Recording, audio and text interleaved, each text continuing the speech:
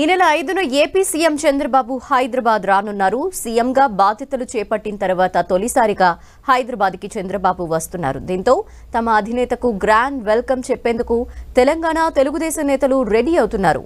5వ తేదీన సాయంత్రం 4 గంటలకు బేగంపేట ఎయిర్పోర్టుకి చంద్రబాబు చేరుకోనున్నారని చెప్పారు టీడీపీ నేత అరవింద్ కుమార్ గౌడ్.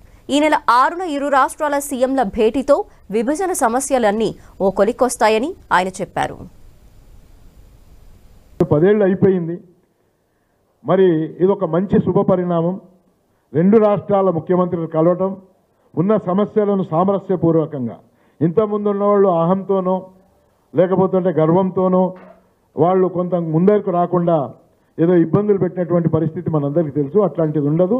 చాలా సాంప్రదాయబద్ధంగా ఇద్దరు ముఖ్యమంత్రులు కూర్చొని రెండు తెలుగు రాష్ట్రాల ప్రజలకు అనుకూలంగా, ఎవరికి నష్టం కాకుండా ఎవరికి లాభం కాకుండా ఇద్దరికి లాభం జరిగే విధానంలో ఎల్లుండి డిస్కషన్ ఉంటుందని మేము అందరం భావిస్తూ ఉన్నాం.